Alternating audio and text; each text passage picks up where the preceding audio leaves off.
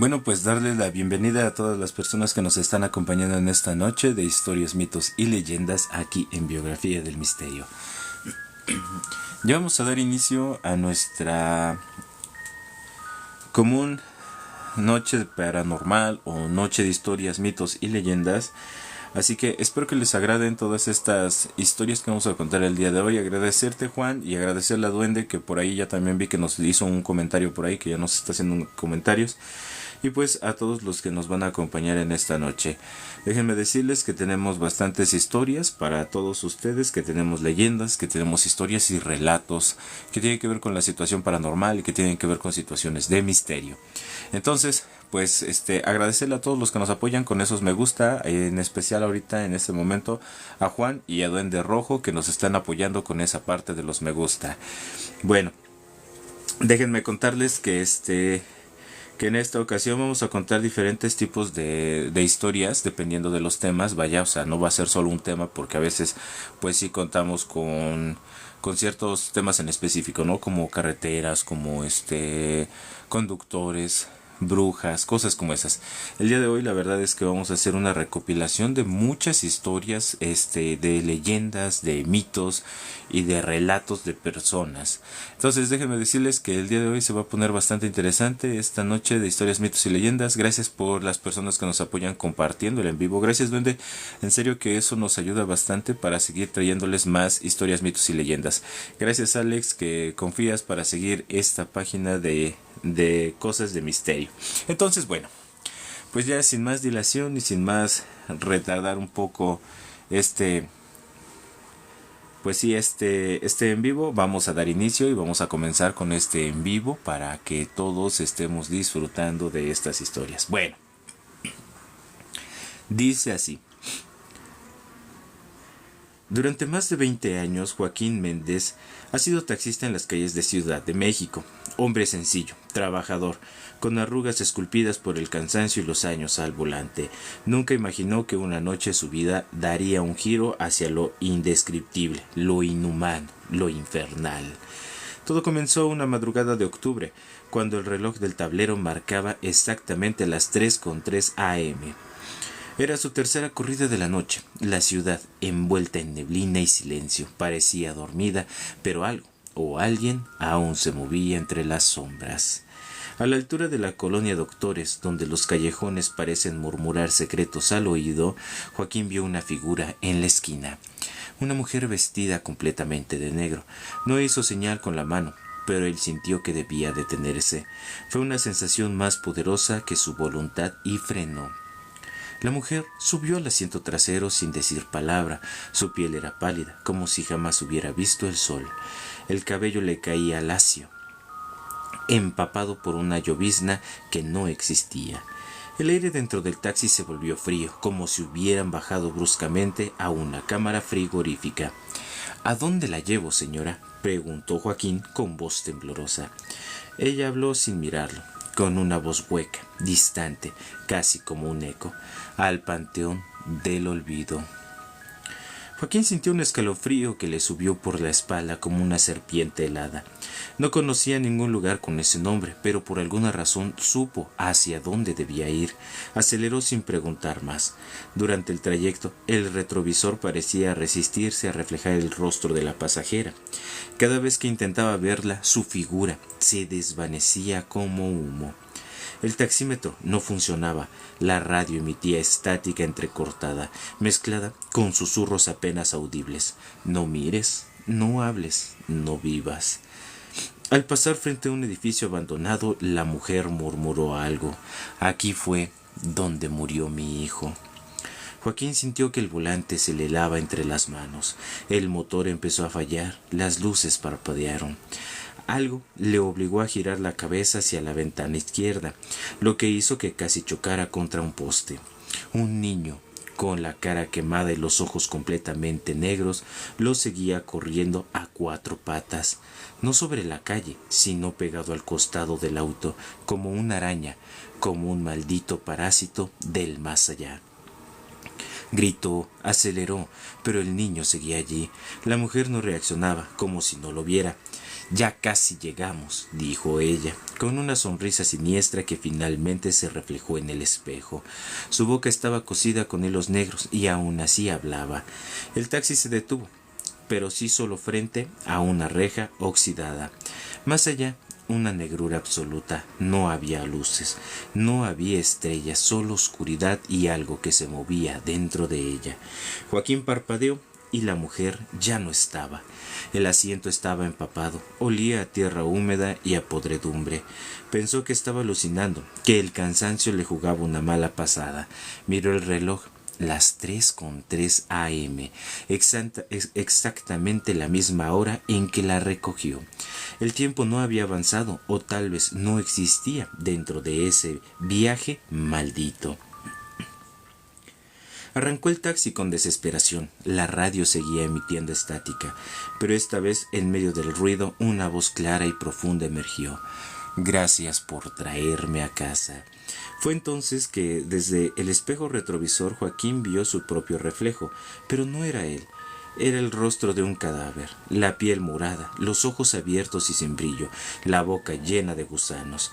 Frenó en seco, salió del vehículo, corrió y gritó. Desde entonces nunca volvió a ser el mismo. Dice que ahora cada noche que trabaja, alguien diferente sube al taxi y le pide ir al Panteón del Olvido, siempre a las 3:03 a.m., siempre con el mismo destino. Algunos no hablan. Otros lloran, algunos solo sonríen mientras sangran por los ojos. Ya ha cambiado de vehículo, ha hecho limpias, ha ido a curanderos, ha hablado con sacerdotes. Nadie puede ayudarlo. Parece condenado a repetir ese viaje hasta que él mismo desaparezca o hasta que el infierno venga por él. A veces siento que ya estoy muerto.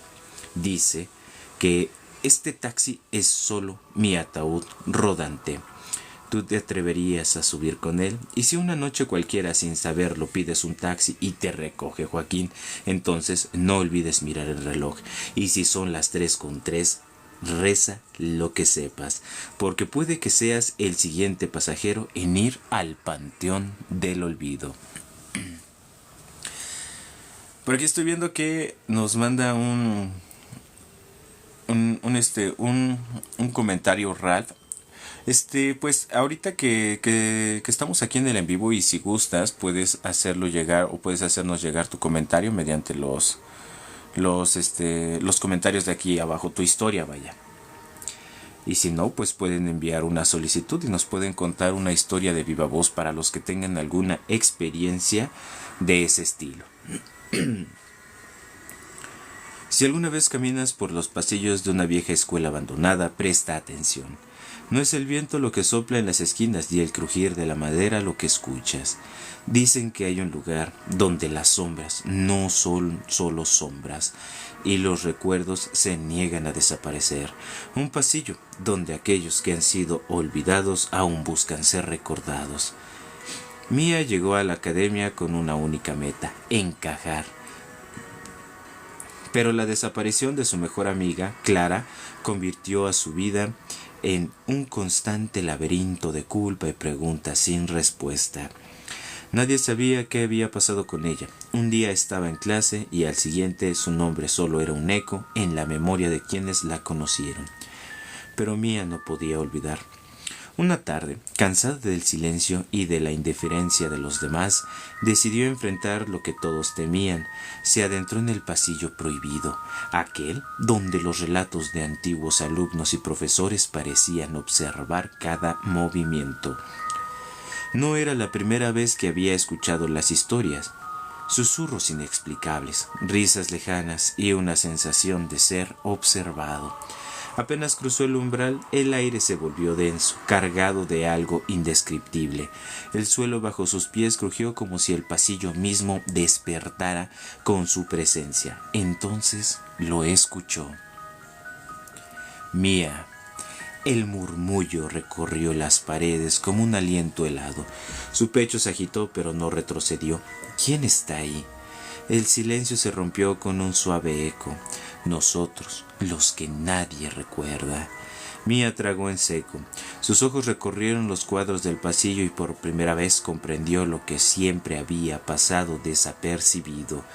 Los retratos cambiaban, los rostros de las pinturas eran distintos a los que recordaba de las viejas fotos del colegio, como si los que estaban allí no siempre hubieran sido los mismos.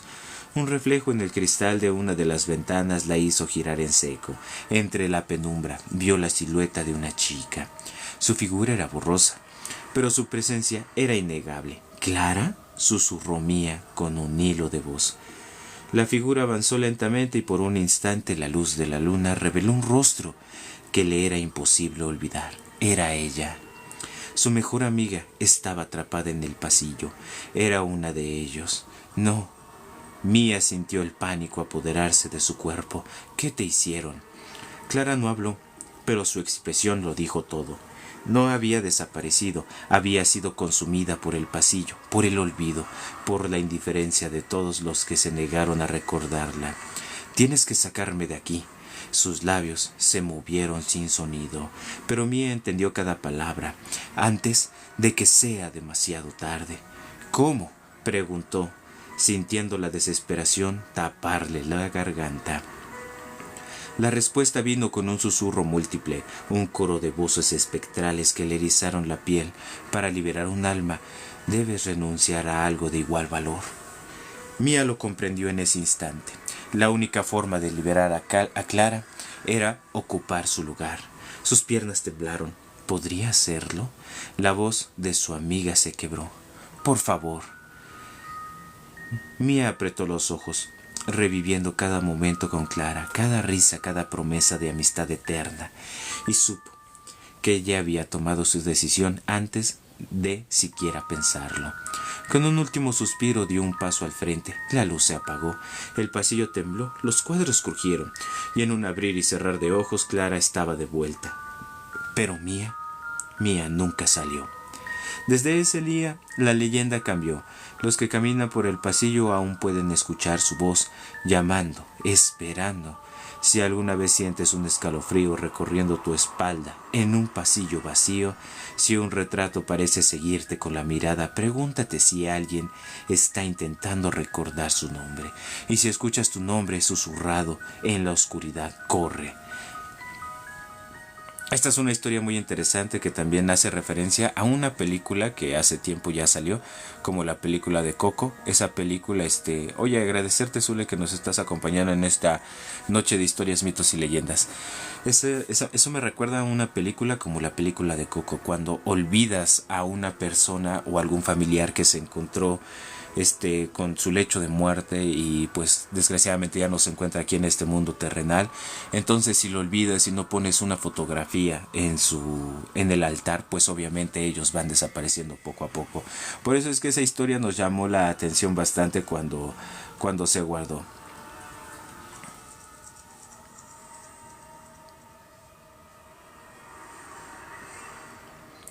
La pequeña ciudad de Willowdale estaba sumida en una oscuridad profunda. La gente del pueblo había estado experimentando extraños sucesos y desapariciones misteriosas. Algunos decían que un demonio había sido liberado en la ciudad y que estaba buscando víctimas para saciar su sed de sangre. Un grupo de investigadores decidió investigar los sucesos extraños. Estaban liderados por un experto en demonología llamado Dr. Lee, quien había estudiado los rituales y las debilidades de los demonios. El grupo incluía un sacerdote llamado Padre Michael, quien había sido bendecido con el poder de la Iglesia para proteger a los inocentes. Juntos comenzaron a buscar pistas y a hablar con los habitantes del pueblo. Pronto descubrieron que el demonio era un ser antiguo y poderoso conocido como el Devorador de Almas. El demonio había sido invocado por un grupo de personas que habían estado experimentando con la magia negra. El grupo de investigadores se preparó para la batalla contra el demonio. Se armaron con objetos sagrados y rituales de protección y se dirigieron al lugar donde se creía que el demonio estaba escondido. Al llegar al lugar se encontraron con una escena de terror. El demonio estaba en el centro de la habitación, rodeado de velas negras y símbolos de magia oscura. El aire estaba lleno de un olor a azufre y muerte. El demonio se dio cuenta de la presencia del grupo y comenzó a reír. Su risa era como un trueno que sacudía la tierra y su presencia parecía absorber toda la luz de la habitación. El grupo se preparó para la batalla, sabiendo que su fe y su determinación serían las únicas cosas que podrían salvarlos. La batalla fue intensa y brutal. El demonio lanzó ataques de fuego y hielo, y el grupo se defendió con objetos sagrados y rituales de protección. El padre Michael utilizó su fe para proteger al grupo, mientras el Dr. Lee utilizó su conocimiento de la demonología para debilitar al demonio. Pero a medida que la batalla avanzaba, el grupo comenzó a debilitarse. El demonio era demasiado poderoso y parecía que nada podía detenerlo. El grupo se dio cuenta de que necesitaban encontrar una forma de derrotar al demonio de una vez por todas. En un momento de desesperación, el Dr. Lee recordó un ritual antiguo que podría debilitar al demonio. El ritual requería que el grupo se uniera en oración y que el padre Michael realizara un acto de fe. Juntos realizaron el ritual y el demonio comenzó a debilitarse.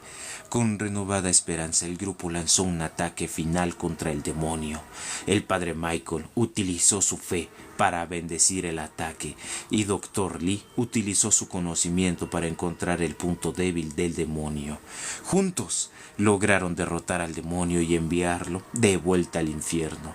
La ciudad de Willowdale estaba a salvo una vez más. Y el grupo de investigadores había salvado a la humanidad de un gran mal, pero sabían que había muchos más demonios en el mundo y que su lucha contra el mal nunca terminaría.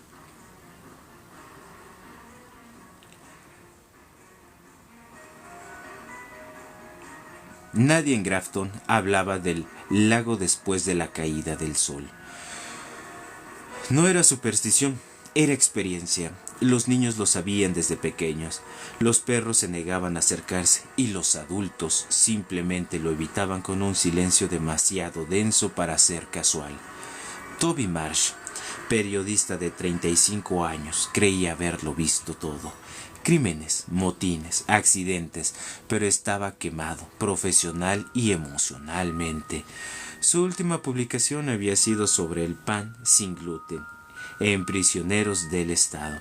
Necesitaba una historia real, con fuerza, con miedo, algo que lo pusiera otra vez en el mapa.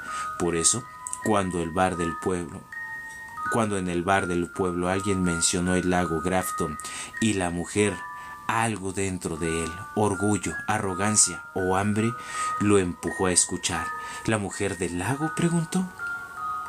No es un mito, le respondió el cantinero, limpiando un vaso que parecía no necesitar limpieza.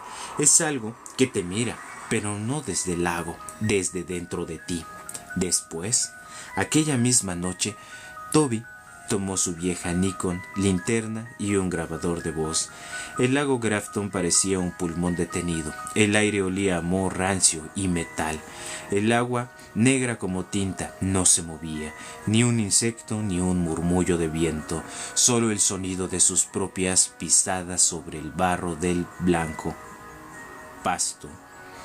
Se adentró hasta que el frío le caló los huesos. Estaba por rendirse cuando la superficie se quebró.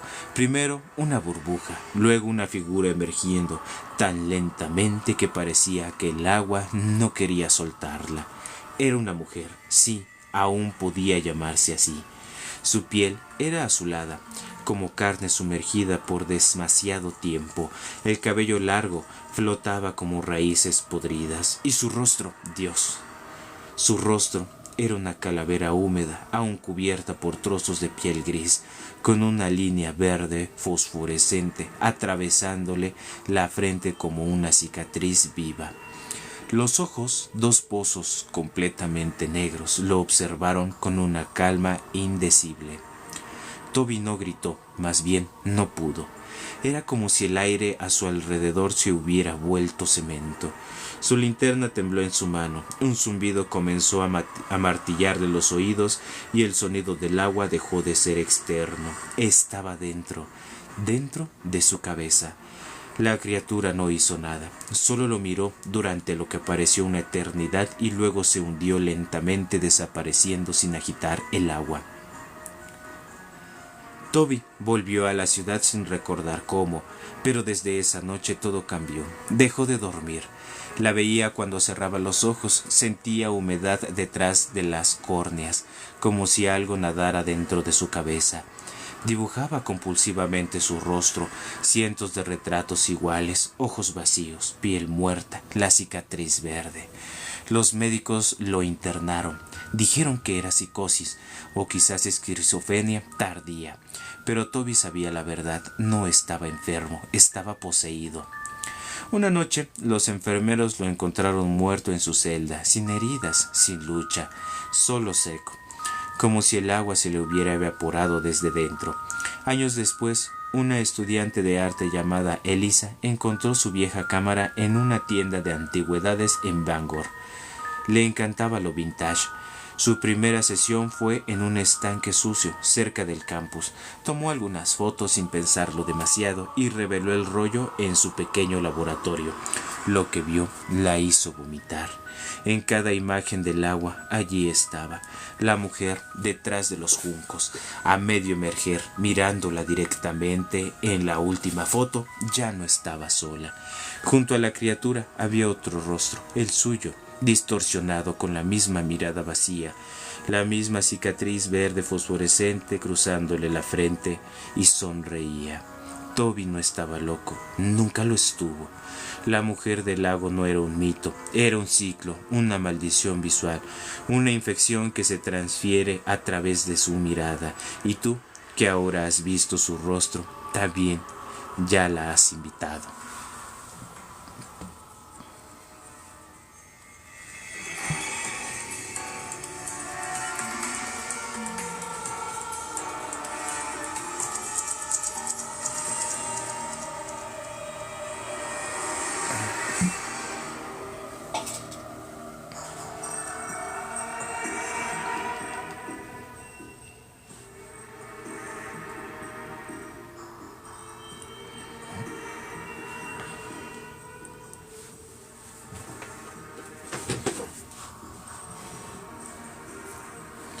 Durante años, Silvia Ramírez vivió una vida aparentemente normal.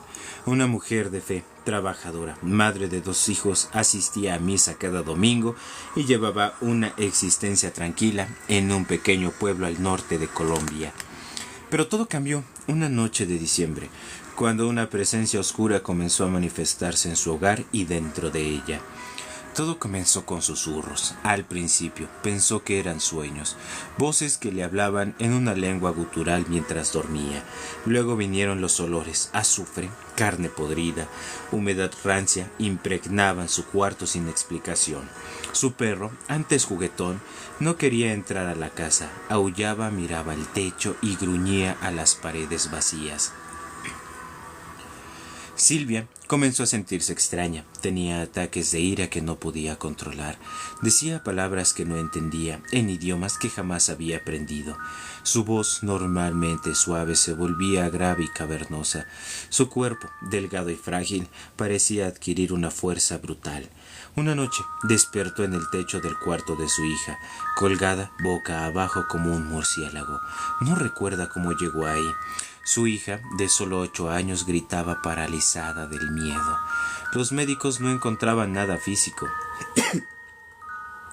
La psiquiatra la diagnosticó con trastorno disociativo, pero Silvia sabía que era algo más. Dentro de ella, algo oscuro se reía. La hacía decir cosas horribles, le mostraba visiones de muerte, sangre y tortura. Escuchaba pasos por la casa a las 3 a.m. cada noche. La temperatura bajaba de repente. Los espejos se empañaban y mensajes aparecían escritos con lo que parecía sangre. Ya es mía, no puede escapar. Dios no te escucha. Fue entonces cuando recurrió a la iglesia. El padre Camilo, un hombre con experiencia en casos paranormales, la recibió con cautela. Durante la primera oración, Silvia comenzó a convulsionar. Su cuerpo se arqueó, su boca se abrió en un grito inhumano que hizo temblar los vitrales. Una sombra oscura salió de ella por unos segundos, visible para todos. El padre palideció. «Esto no es psicológico», murmuró. Comenzaron las sesiones de liberación, oraciones, agua bendita, sal exorcizada y crucifijos. Durante las misas, Silvia se retorcía como un animal herido, insultaba a los santos, escupía veneno por la boca, literalmente un líquido negro, espeso, con olor a muerte. En una de las sesiones se empezó a hablar con la voz de una anciana muerta hace 150 años, cuyo nombre estaba en los archivos parroquiales. «Yo la habito. Ella me dejó entrar, me ofreció su alma a cambio de venganza», decía la entidad. Las paredes de la capilla se agrietaron. Una noche, una figura demoníaca fue captada por las cámaras de seguridad. 2 metros de alto, alas negras, ojos rojos como brasas y uñas afiladas. Solo apareció en un fotograma. Después la cámara explotó. Fueron 6 meses de horror, gritos, llagas que aparecían y desaparecían en su piel, levitaciones, lenguas muertas, visiones apocalípticas. La entidad no quería irse. Decía que Silvia le pertenecía, que ella había firmado con sangre. Pero su fe no cedió. Día tras día, oración tras oración, Silvia peleó desde el fondo de su alma. Una madrugada de marzo, en plena Semana Santa, durante la misa de liberación final, Silvia gritó como nunca antes. El demonio hablaba a través de ella. «No pueden quitármela». Pero el padre, con la hostia consagrada en mano, le tocó la frente y gritó: «En el nombre de Cristo, te ordeno salir». Silvia cayó inconsciente. Despertó 12 horas después. La iglesia olía a flores, el aire se había vuelto liviano. Por primera vez en meses no sentía miedo, no sentía nada dentro de ella, solo paz. Desde entonces, Silvia ha dado su testimonio en diferentes parroquias. Aún tiene pesadillas, a veces ve sombras al borde de su cama, pero su fe es más fuerte. Dice que Dios la salvó, que fue testigo de la oscuridad absoluta y que logró salir. Pero siempre termina su relato con una advertencia. El diablo no viene con cuernos ni tridente. Viene con tus propios deseos oscuros, y cuando lo dejas entrar, no siempre se va. La carretera estaba desierta y oscura, iluminada solo por la luz de la luna llena. La gente del pueblo había advertido a todos sobre esta carretera, diciendo que era un lugar maldito donde la muerte acecha en cada curva. Un conductor llamado Jack había escuchado las advertencias, pero no les había dado importancia. Estaba conduciendo por la carretera en una noche oscura, de regreso a casa después de una larga jornada de trabajo. Pero a medida que avanzaba por la carretera comenzó a sentir una sensación extraña. El GPS parecía estar fallando y la carretera parecía estar cambiando de dirección constantemente. De repente, Jack vio una figura en la carretera. Era una mujer vestida de blanco, con cabello largo y despeinado. Jack frenó bruscamente, pero la mujer no se movió. La mujer comenzó a caminar hacia Jack y él se dio cuenta de que estaba muerta. Sus ojos estaban vacíos, su piel estaba pálida y fría. La mujer comenzó a perseguir a Jack y él se vio obligado a conducir a toda velocidad para escapar. La carretera parecía estar cambiando de dirección constantemente y Jack se sentía desorientado y confundido. La mujer lo perseguía y Jack podía sentir su presencia en el asiento trasero del coche. Comenzó a sentir un miedo intenso y a preguntarse si alguna vez podría escapar. Él se dio cuenta de que estaba atrapado en un bucle de carretera. No importaba cuánto condujera, siempre terminaba en el mismo lugar. La mujer lo estaba llevando a algún lugar y Jack no sabía dónde. La carretera parecía estar viva y Jack se sentía como una rata en un laberinto. No había escapatoria y él sabía que estaba condenado. Jack finalmente se estrelló contra un árbol y la mujer se acercó a él. Jack la miró a los ojos y vio su propia muerte reflejada en ellos. La mujer lo tocó y él sintió un frío intenso que se apoderó de su cuerpo. La última cosa que vio fue la cara de la mujer sonriendo con una sonrisa macabra.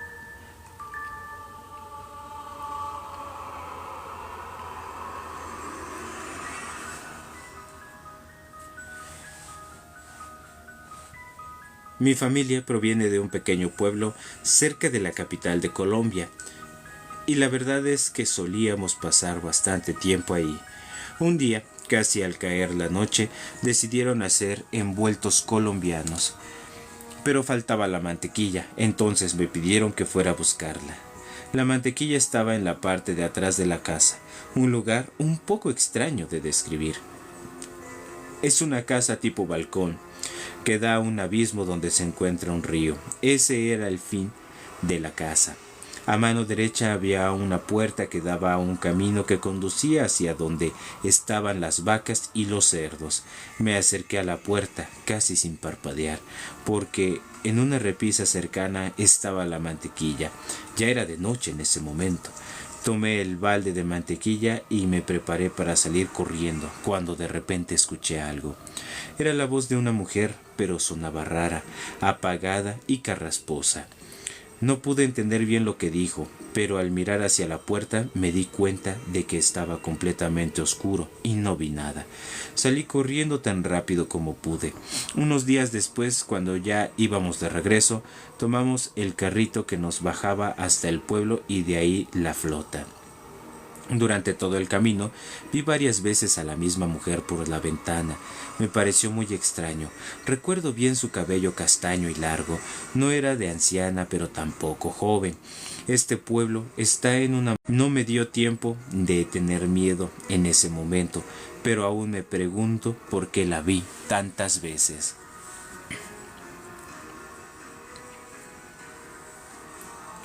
Corría el 22 de agosto de 1974, cuando Kerry Gaynor y Barry Taff, investigadores de fenómenos extraños, se encontraban dando una conferencia en Culver City, California, dentro de una librería. De pronto fueron interceptados por Doris Bitter, una treintañera que aseguraba que su hogar se encontraba embrujado. Bitter, quien era madre soltera de 3 niños, de 10, de 13 y de 16 años, describió con lujo de detalle las cosas extrañas que acontecían en su domicilio. Golpes, pisadas, ruidos, objetos que se caían sin explicación aparente. Ella realmente estaba convencida de que algo más habitaba con ellos en el sitio. La mujer llegó a asegurar que además había sido violentamente golpeada y violada en un par de ocasiones sin lograr detener a su atacante. Ella lo describió como un hombre alto, que se materializaba al lado de otros 2 seres más pequeños, los cuales la sujetaban en oportunidades. Pidió encarecidamente a los investigadores que acudieran a su residencia, aunque ellos se mostraron reacios en un principio. No le creían a Doris una sola palabra. En su experiencia, los encuentros con apariciones paranormales eran fugaces y rara vez se repetían con la misma persona. Pero luego de aceptar la invitación de la mujer y confirmar con sus propios ojos las cosas que ocurrían en su casa, tuvieron por fuerza que creerle. En una ocasión, miraron como uno de los hijos de Doris era levantado en el aire y lanzado por violencia, luego de que el muchacho intentara detener otro de los ataques que le eran prodigados a su madre. En otra, mientras Gaynor y Taff hablaban con ella en la cocina, vieron con estupefacción cómo todas las gavetas se abrían de golpe, cayendo al suelo, y con estrépito los sartenes, platos y vasos que se guardaban dentro. Más adelante, aseguraron haber visto materializarse al ser que ella había descrito como su atacante. La sombra tenía figura masculina y se cernía sobre la mujer, que estaba vociferando maldiciones sentada en su cama como para alejarlo. Tomaron una cámara Polaroid e intentaron fotografiar aquella presencia en vano. Todas las imágenes salían desenfocadas. Lo único que pudieron reunir como evidencia fueron unas fotos que muestran a Doris en su sitio y flotando encima de su cabeza una especie de arcos blancos muy misteriosos, como hechos de luz. Estas aún se pueden encontrar en la red y hasta el momento ningún experto ha declarado que puedan ser un montaje, algo relativamente difícil por aquella época. Los ataques se hicieron peores. Doris terminó mudándose de domicilio a San Bernardino, Texas, por el consejo de los expertos, aunque los ataques nunca cesaron. Tal parecía que la presencia viajaba con ella a donde quiera que se dirigiera. Con el tiempo su nombre pasó de nuevo al anonimato y el caso fue olvidado. Nunca se supo cómo terminó su vida. Poco después se estrenaría en el cine una película de horror llamada El Ente, inspirada en lo que le había ocurrido a Doris. Aún hoy es considerada una cinta de culto.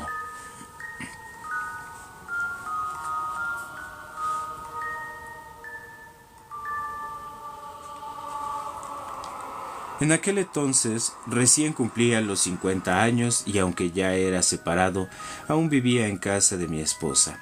Yo en la primera planta y ella en la segunda con mis 2 hijas. Esa noche me fui a dormir temprano porque me sentía bastante cansado. Aunque no es que hubiese hecho mucho en el día, el cuerpo me pedía descanso. Tal vez iba a tener un resfriado o algo así. Serían las 9 de la noche cuando estoy en mi cama, volteado para la pared, cuando escucho que alguien se acuesta en mi cama y me dice: «Duerme tranquilo», creyendo que es mi hija la mayor, que es con la que más afinidad tengo. Volteo para decirle que gracias, pero ahí pierdo el conocimiento. Es aquí donde debo intentar explicarlo de la mejor manera para que me entiendan. En realidad, mi hija mayor llega a despedirse, pero más tarde, no en ese momento. La veo entrar, pero empieza a gritar que yo estoy muerto. Lo extraño de todo esto es que yo puedo ver todo lo que les estoy narrando como si estuviera viendo una película. Yo veo mi cuerpo en la cama y a mi hija llorando y gritando, a su hermana y a la mamá que vengan a ayudar. Las veo subir desesperadas. Mi hija menor es enfermera y al revisar mis signos vitales les dice que no estoy muerto, pero que hay que llevarme de inmediato al hospital. Puedo ver cuando ellas dicen que me van a llevar en el auto de la casa. Ya que si esperan la ambulancia puede tardar mucho y podría ser peor. Me veo en la silla de atrás con mi hija mayor, mientras la menor conduce adelante con mi esposa. Soy llevado al hospital e inmediatamente un médico me revisa y dice que al parecer tuve un paro cardíaco, pero que fue momentáneo, porque en aquel momento el corazón está palpitando con normalidad. Deben dejarme en observación, más aún que estoy en estado de coma. No puedo creer todo lo que escucho porque yo estoy viendo esto que está sucediendo, como les dije antes, como si estuviese tras una pantalla y me viese a mí mismo en aquella situación. Al lado mío hay un hombre mayor, pero este sí está consciente y me mira detenidamente con fijación, como extrañado de que yo no reaccione. No sé en qué momento dejé de ver mi cuerpo y el hospital, tanto como el hombre que me acompañaba. Volví a sentirme dentro de mi cuerpo, o al menos así lo creo, porque lo que vi fue como una pesadilla, dentro de ese sueño o pesadilla. En ella veo al compañero de habitación, se le ve sonreír con tristeza y me dice: «Ya es mi momento». No le entiendo qué me quiere decir. Cuando escucho de nuevo la voz que escuché en la cama antes de vivir aquella experiencia y dice: «Es la hora de despertar, a levantarse», como si fuera una orden militar. Cuando abro los ojos, yo soy de nuevo con mi cuerpo, soy yo en mi realidad. Veo que los médicos están desesperados con el paciente de al lado porque acaba de morir. Al despertar, estuve 3 días más en el hospital en observación, mientras me daban mi salida para la casa. Aunque es la historia más extraña que he vivido, hoy en día solo recordarla me hace pensar que tenemos mucho por cambiar, mucho por agradecer. Es la vivencia más terrorífica que he tenido, pero también la más renovadora, porque es como si hubiera dado un nuevo aliento para seguir viviendo. De este tipo de historias he escuchado bastantes como que casos o bastantes como leyendas, ¿no? Muchos dicen que es cuando tu alma se desprende de tu cuerpo y en otros casos también es como cuando dicen que el cuerpo se vuelve en un estado de cuerpo astral. Y eso también sucede, ¿no? O sea, hay muchas historias y teorías sobre este tipo de experiencias. Era una tarde calurosa en una aldea remota de Birmania. Cristina, una mujer sencilla y devota, se encontraba orando en su pequeña casa de madera, como lo hacía cada día. Nadie sospechaba que ese día su alma emprendería un viaje que marcaría su vida para siempre. En un instante de debilidad física, Cristina colapsó. Su cuerpo cayó sin fuerzas al suelo, pero su conciencia, su espíritu, fue arrastrado fuera de este mundo. De repente se encontró flotando en la oscuridad. No había luz ni sonido, ni siquiera el aliento del viento, solo un silencio espeso, sofocante, cargado de una maldad indescriptible. En medio de esa penumbra, unos ojos brillantes como carbones encendidos comenzaron a rodearla. No eran humanos, eran presencias, entidades que la miraban con odio puro, demonios que resumaban un hedor tan putrefacto que sentían que su alma se descomponía con solo estar cerca de ellos. La arrastraron hacia abajo, a una profundidad imposible de imaginar, y entonces lo vio: el infierno. Un lugar más real que cualquier pesadilla, más vívido que el mundo tangible. El suelo era carne viva palpitante, cubierta de espinas y fuego que ardía sin consumirse. El aire era humo negro y chillidos, llantos eternos que provenían de almas atrapadas en cámaras de sufrimiento. Una mujer se encontraba atada a una rueda que giraba sin cesar. Su carne se desprendía con cada vuelta, mientras demonios reían y la obligaban a cantar alabanzas invertidas. A su lado, un hombre era forzado a beber lava hirviente que le quemaba la garganta eternamente sin morir jamás. Cristina gritó, pero su voz fue absorbida por la atmósfera maldita. El miedo era tan intenso que su mente sentía que se partía en 1000 pedazos. Un demonio con cabeza de cabra y ojos de víbora se le acercó. Le habló en una lengua que no era de este mundo, pero ella comprendió cada palabra. Tú serviste a Dios, pero dudaste. Aquí vienen los tibios, los que oran pero no se entregan por completo. Fue entonces cuando comprendió que el infierno no era solo para los pecadores grandes, no, también para los que vivieron con fe a medias. Vio pastores, monjas, vio creyentes, todos atrapados en su propio tormento, cada castigo diseñado de acuerdo a sus secretos más oscuros. Una joven que nunca perdonó fue clavada a una cruz invertida. Un anciano que predicaba pero no amaba caminaba eternamente sobre brasas con Biblias ardientes atadas a sus pies. Cristina intentó correr, pero no había salida. Era un laberinto de desesperación. Cada rincón albergaba una nueva forma de dolor. En una celda, los demonios rasgaban la piel de una mujer una y otra vez mientras le decían: ¿Dónde está tu fe ahora? Ella solo podía llorar y gritar, pero nadie escuchaba porque allí, en el infierno, el tiempo no existe, solo el tormento eterno. Cuando ya creía que su alma estaba perdida, una luz potente descendió sobre ella. Una voz fuerte pero amorosa retumbó en cada rincón del infierno: no es tu tiempo todavía. Los demonios retrocedieron chillando de rabia, y Cristina fue arrebatada de las tinieblas como por un torbellino celestial. Despertó gritando en su casa, sudando y llorando. Su cuerpo temblaba, pero estaba viva. Desde entonces su vida cambió radicalmente. Donde antes era tibia, ahora era fuego puro para Dios. Viajó por todo el país testificando, advirtiendo, rogando a la gente que se arrepintiera. Muchos no le creían, otros se reían. Algo que no se puede fingir, el horror del infierno. Ella no buscaba fama, ni dinero, ni reconocimiento. Solo quería salvar almas del lugar al que ella fue llevada. Un lugar tan real como el aire que respiramos. ¿Y tú? ¿Estás seguro de que estás listo? Tu fe ¿es viva o eres solo otro creyente tibio? El infierno no es un cuento. Ella lo vivió y tú podrías ser el siguiente en escucharlo gritar tu nombre.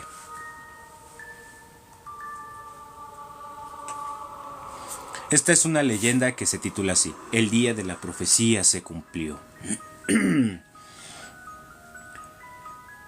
La pequeña ciudad de Ashwood había estado esperando durante siglos el cumplimiento de una antigua profecía. La profecía hablaba de un día en que el sol oscurecería y la luna se volvería roja como la sangre. Ese día un gran mal se desataría sobre la ciudad y solo unos pocos sobrevivirían. La gente de Ashwood había estado preparándose para el cumplimiento de la profecía durante años.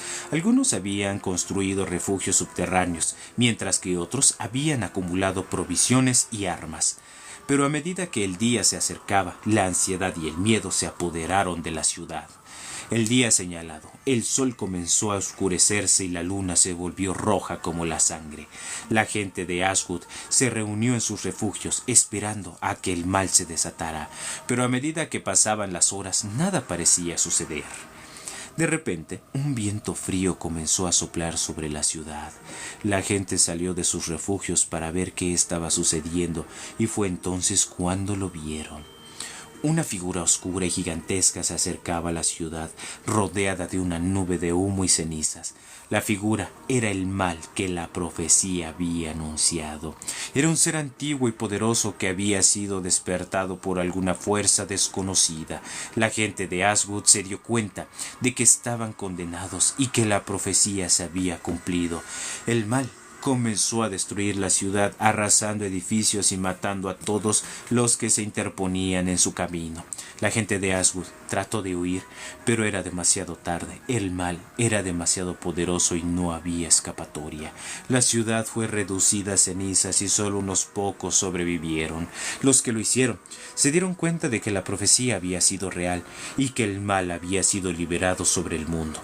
La oscuridad se cernió sobre la ciudad y el silencio fue roto solo por los gritos que habían sido consumidos por el alma. La profecía se había cumplido y el mundo nunca volvería a ser el mismo.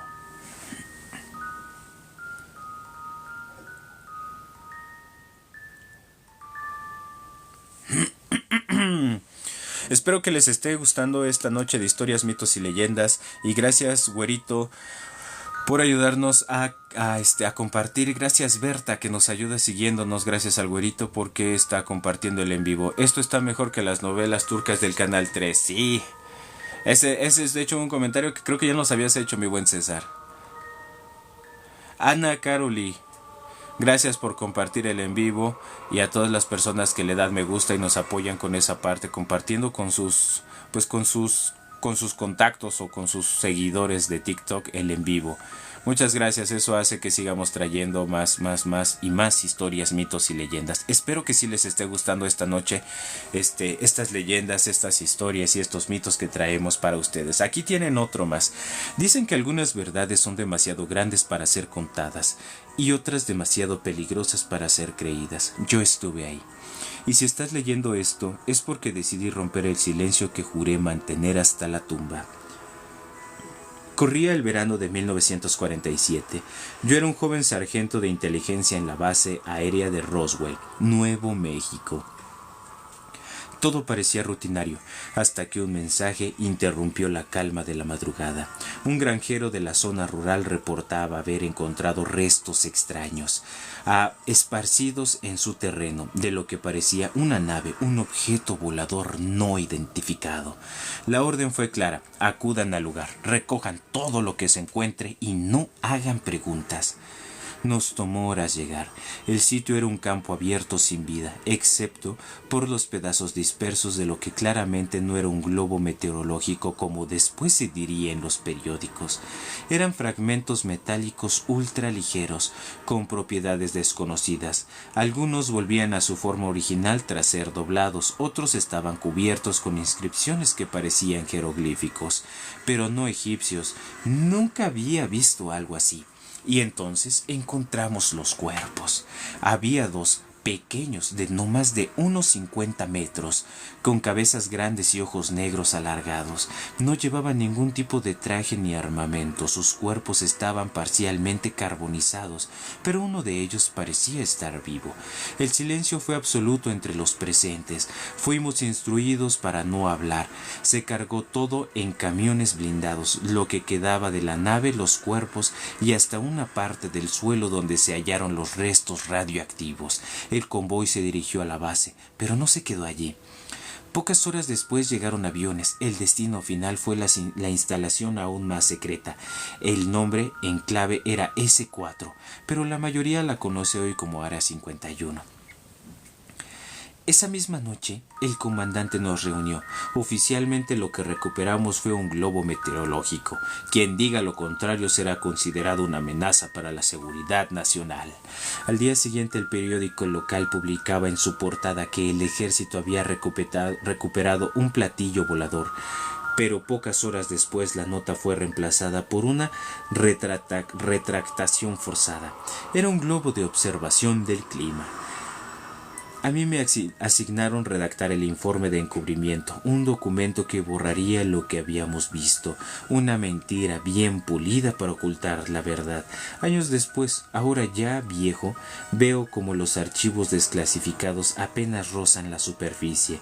Sé que nunca dirán lo que realmente pasó, no mostrarán los fragmentos con inscripciones, no hablarán del cuerpo que fue trasladado con vida ni del interrogatorio telepático que algunos aseguran ocurrió en la base, pero te lo diré yo, antes de que el tiempo me borre. No estábamos solos esa noche y nunca más lo hemos estado. ¿Y tú?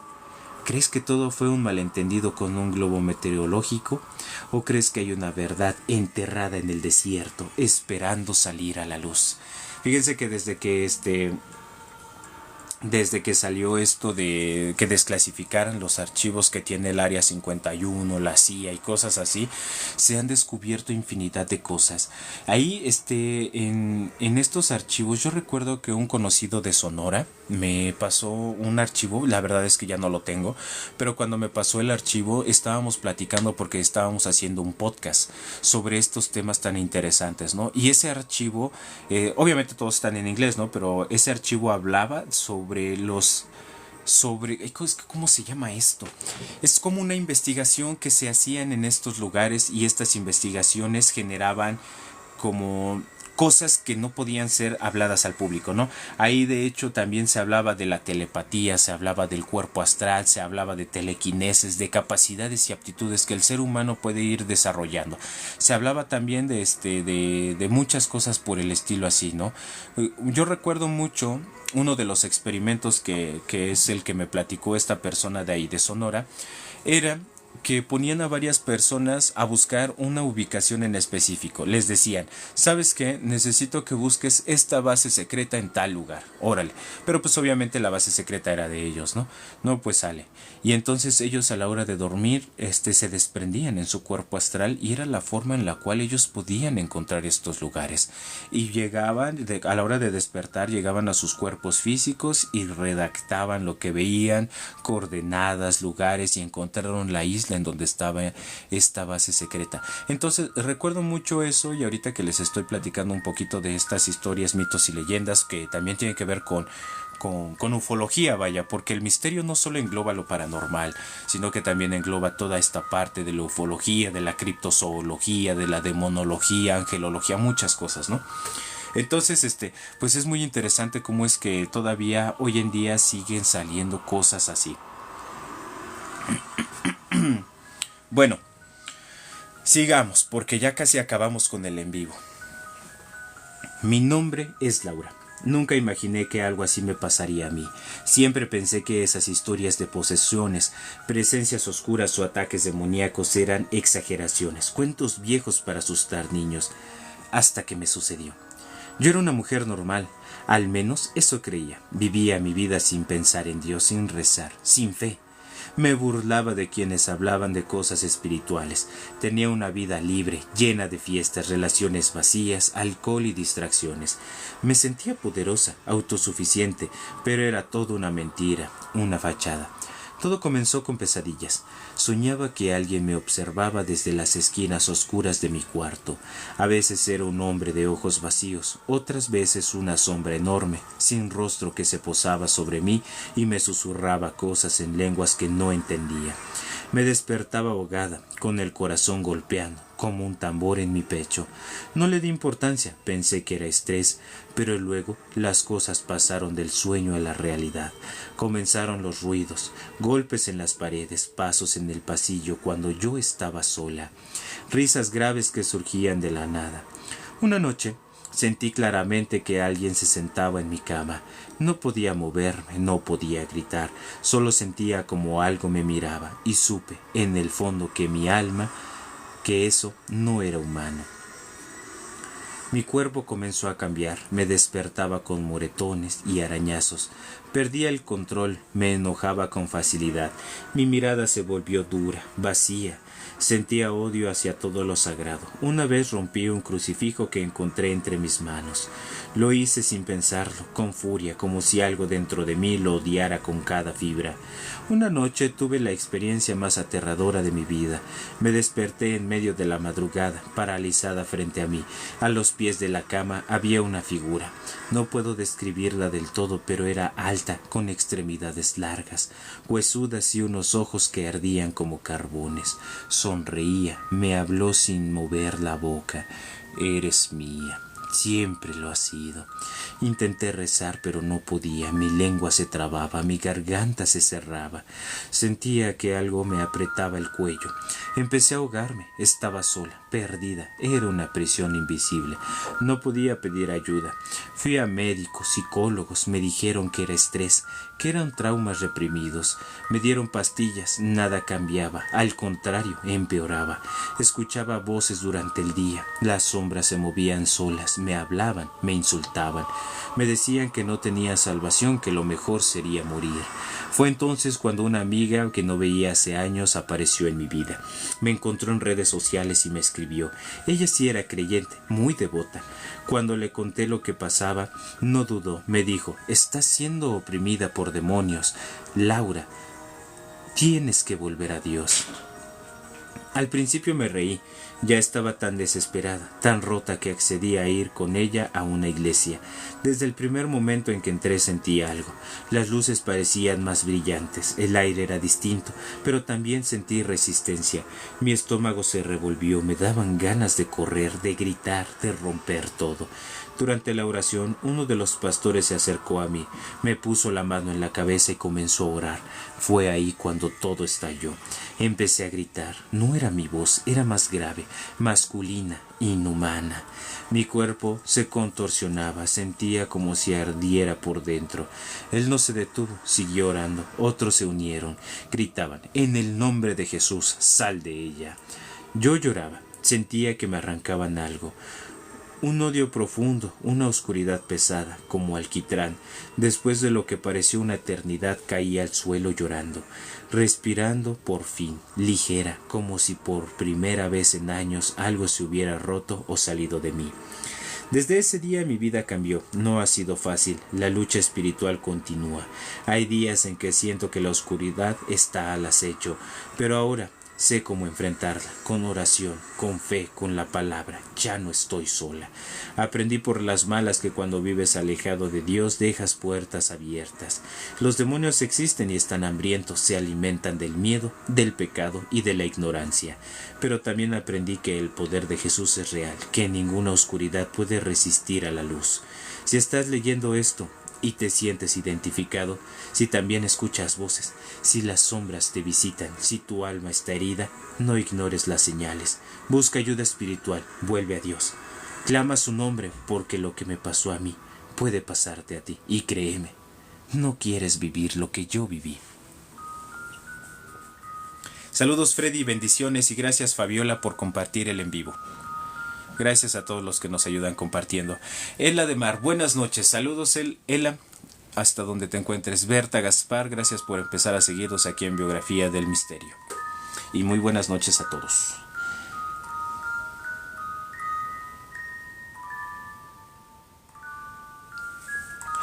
Frank Geyer salió del apestoso sótano y comenzó a subir por la derruida escalera.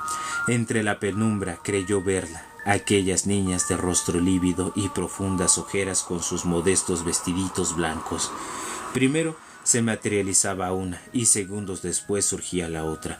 Apuntó la luz de su linterna hacia las apariciones y ya no había nada allí, solo los desvencijados peldaños vacíos, y a su costado las sucias paredes resquebrajadas. Todo olía a vejez y muerte en ese caserón abandonado. El detective llevó su otra mano al interior de su chaqueta y palpó el revólver. Sus nervios lo traicionaban. No había nadie dentro de ese macabro antro. Su viaje a Canadá le había parecido pura pérdida de tiempo a sus superiores, pero su instinto de investigador le decía que estaba en la pista correcta, que el rumor de que aquel escurridizo estafador andaba por allí con las adolescentes era veraz. Y ahora ya no le quedaban dudas. Su sexto sentido, su capacidad de comunicarse con los difuntos, le había permitido contactarse con ellas, aunque sus cadáveres no yacieran en aquel tétrico edificio vacío. Cuando salió de aquel lugar, su ayudante, que montaba guardia afuera, advirtió su preocupación.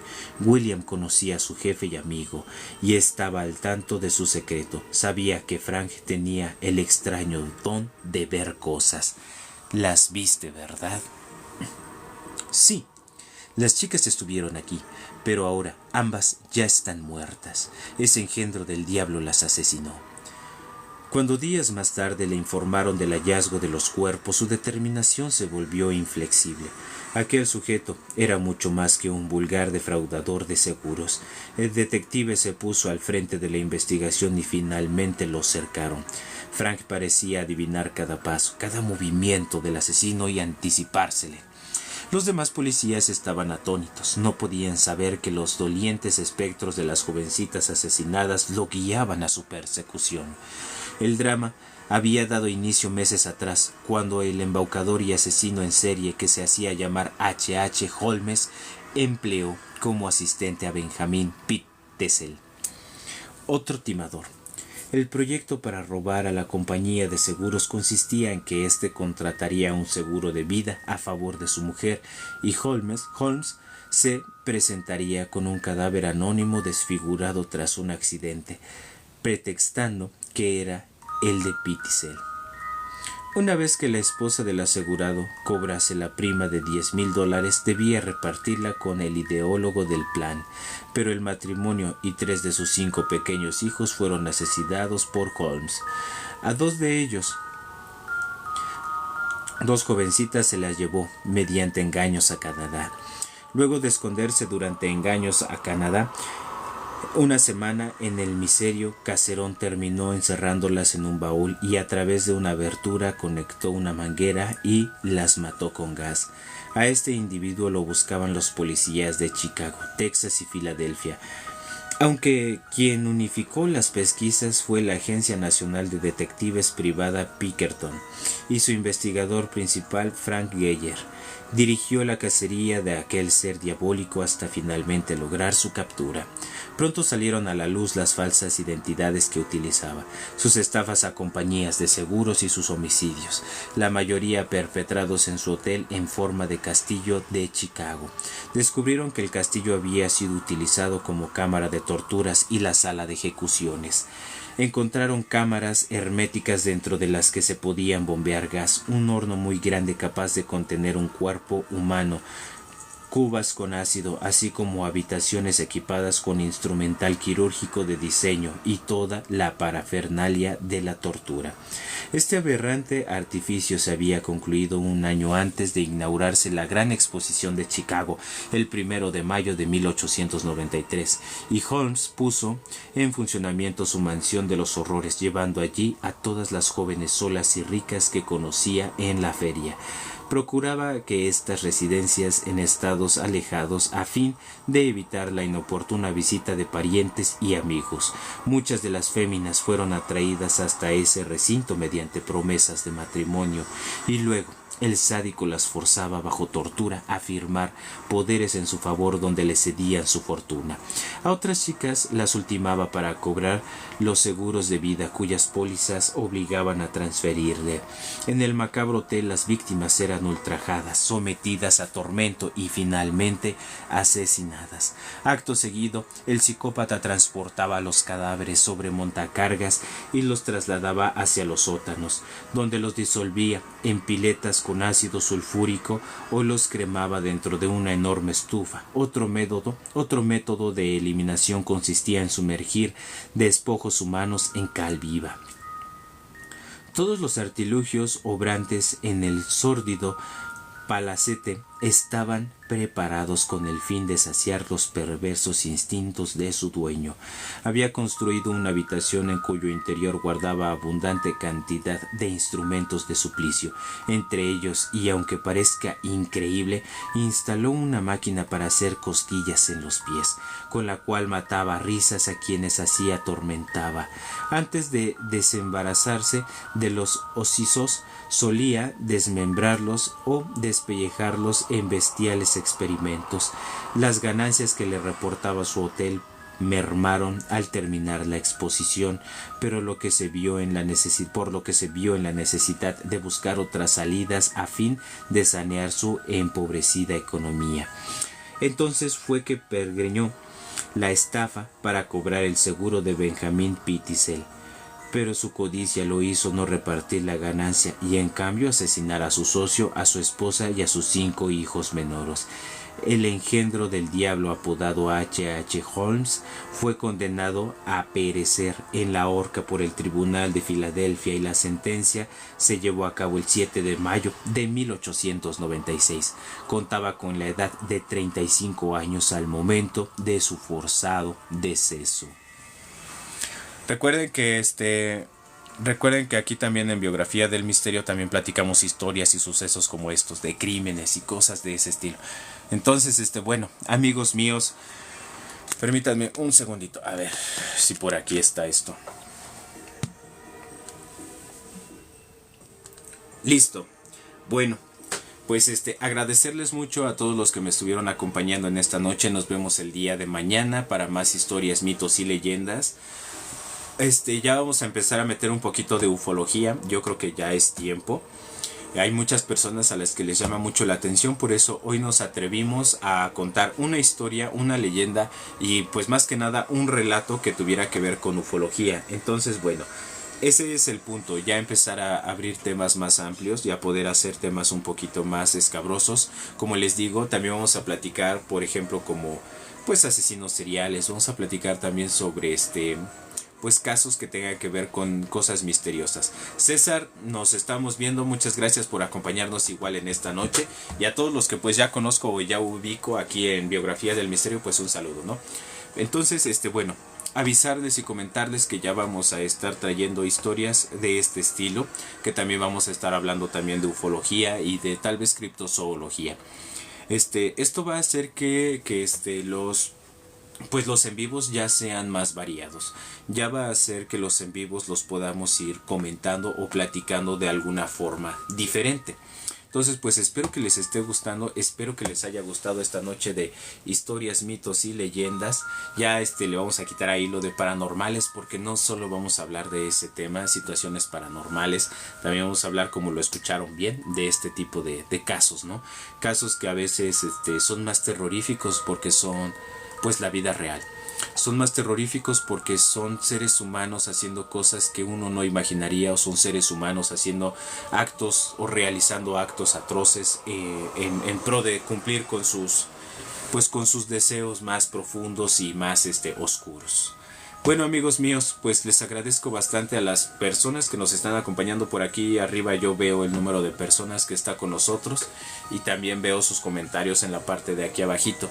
Recuerden que si ustedes tienen historias o que si tienen alguna experiencia que quisieran contarnos, en la parte de acá abajo está está un emoticono con dos muñequitos. Ahí ustedes pueden hacernos la invitación de poder entrar en el en vivo y nos pueden contar sus historias, nos pueden contar sus experiencias. Eso es algo que queremos implementar también, que ustedes ya puedan contarnos o platicarnos una experiencia propia o una experiencia de alguien más. Eso es algo que ya queremos implementar también.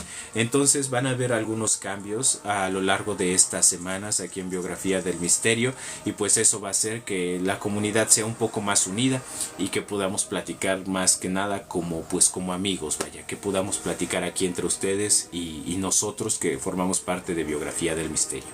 Entonces nos vemos el día de mañana, amigos. Recuerden suscribirse, bueno, no suscribirse, recuerden seguirnos en todas las plataformas: YouTube, Facebook, Instagram. Recuerden que ahí nos encontramos en todas las plataformas. Eso pues obviamente para que ustedes sepan cuándo estamos haciendo en vivo. Ya vamos a empezar a utilizar las plataformas de Facebook para que nos acompañen aquí en TikTok cuando hagamos los en vivos, las plataformas de Instagram y así sucesivamente.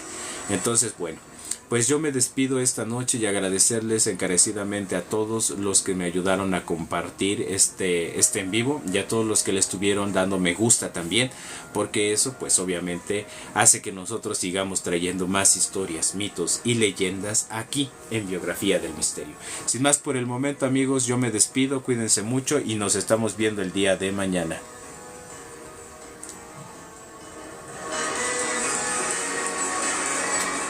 Ya desconectan, estoy cargado.